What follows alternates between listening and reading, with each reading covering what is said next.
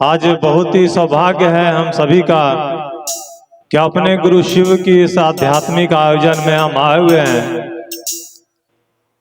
और सबसे बड़ा सौभाग्य है कि इस आयोजन में आज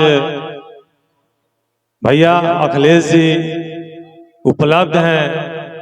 तो कोशिश करिएगा कि यह जो आयोजन है यह आध्यात्मिक आयोजन आपके जीवन में हो, यह प्रोग्राम नहीं हो।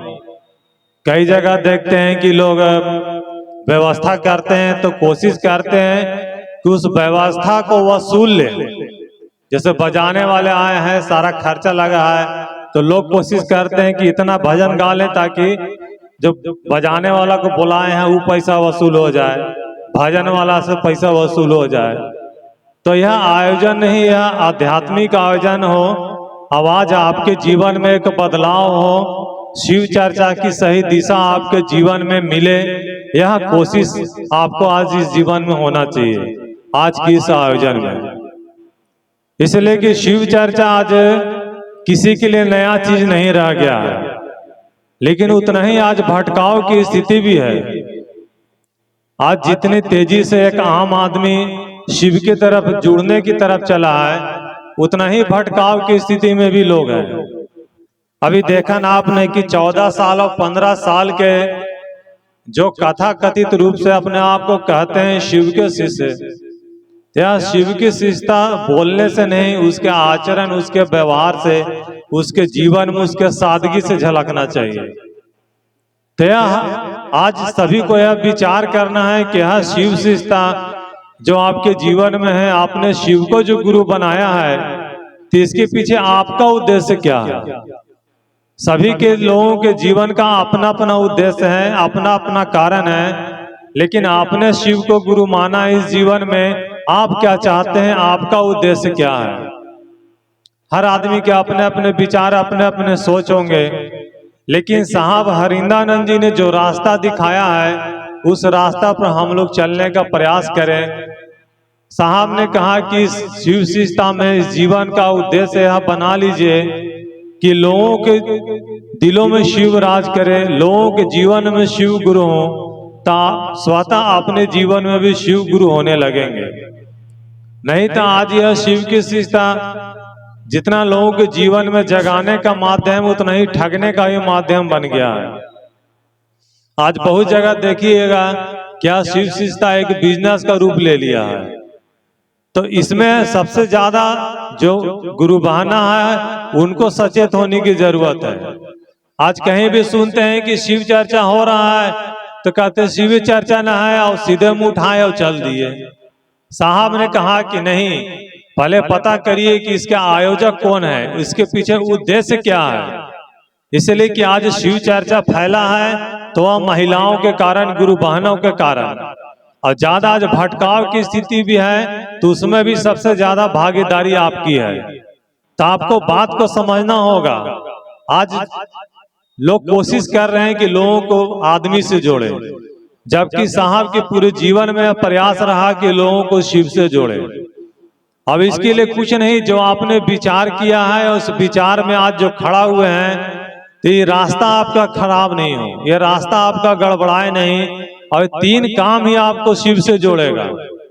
बाकी कुछ भी नहीं जोड़ेगा, ना भजन जोड़ेगा, ना मंच जोड़ेगा, ना कोई व्यक्ति विशेष जोड़ेगा, कोई नहीं जोड़ेगा। साहब ने कहा मैं भी नहीं जोड़ सकता, आपका विचार, आपका संकल्प है।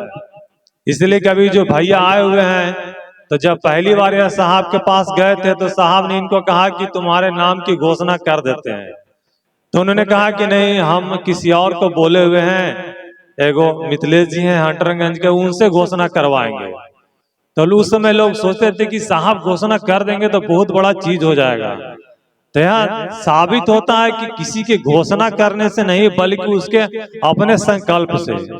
आज जिसने इनकी घोषणा की उनकी स्थिति, और जिन्होंने घोषणा करवाया उनकी स्थिति देख सकते हैं। तो शिव शिष्यता में आपको शिव के नजदीक आपकी स्थिति क्या है, आपका सोच, आपका विचार क्या है। क्या शिव चर्चा के माध्यम से 2-4 पैसा कमाने के लिए आए हैं? क्या शिव चर्चा के माध्यम से पद और प्रतिष्ठा के लिए आए हैं? या शिव चर्चा के माध्यम से आपको लगा है, दिल में दर्द हुआ है, तब शिव के लिए आए हैं?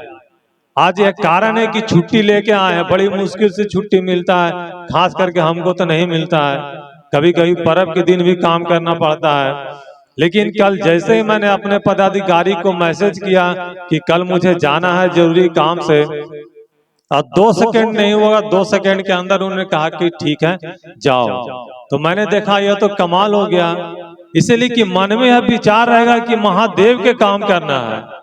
यह मेरा उद्देश्य चर्चा करना नहीं, चर्चा तो मैं कहीं भी किसी से मिलकर भी कर सकता हूँ, लेकिन मेरा उद्देश्य है कि जो साहब के रास्ता, साहब के संकल्प को लेके चले हैं, मैं उनके लिए खड़ा रहूं। मेरी यह चाहत नहीं कि शिव मुझको मिल जाए और शिव के हम दर्शन कर लें, यह मुझको चाहत नहीं, बल्कि मेरी चाहत है कि जो शिव के लिए खड़ा है, जो शिव के लिए तन मन और धन से खड़ा है, और किसी आदमी को समझना होगा तो कितना समय लगेगा। आप किसी के साथ लगातार रहते हैं तो उसको समझने में कितना समय लगेगा, साल, 2 साल, 10 साल। और जिस व्यक्ति के साथ मैं 25 वर्षों से खड़ा हूं, मैंने देखा कि अपनी पद प्रतिष्ठा सारा चीज को सुनने करके एक क्लास 1 पदाधिकारी होते हुए भी एक आम आदमी की तरह, एक आम शिव शिष्य की तरह लोगों से मिलते हैं, और तन मन धन से निछावर है। साहब के जो संकल्प है, उन्होंने संकल्प लिया है कि साहब के संकल्प को इस धरती के एक एक लोगों तक जब तक शरीर रहेगा यह पहुंचाएंगे। तो यह संकल्प हम सभी का होना चाहिए। मात्र यह उद्देश्य रखिएगा कि साहब का जो संकल्प है कि लोगों को महादेव से जोड़ना है, तो इस जीवन में कोई ऐसी चाहत नहीं है। मैं इसका खुद में गवाह हूं, और क्या व्याख्या करें, क्या आपको बोलें, लेकिन आपके जीवन की कोई ऐसी समस्या नहीं है, कोई ऐसी परेशानी नहीं है जो इस संकल्प को अपने जीवन में लागू रखिएगा और आपके जीवन की स्थिति में सुधार नहीं होगा। आज करोड़ों लोग ऐसे ही शिव के शिष्य नहीं बन गए हैं, उनके जीवन में परिणाम आया है। तो आज हम लोग कोशिश करें कि भैया आए हैं तो उनकी वाणी से कुछ मार्गदर्शन लेकर के और साहब के रास्ता पर हम लोग चलने का प्रयास करें। मैं इन्हीं बातों के साथ अपनी वाणी को विराम देता हूं, आप सभी के चरणों में प्रणाम करता हूं। बहुत सुंदर। मैं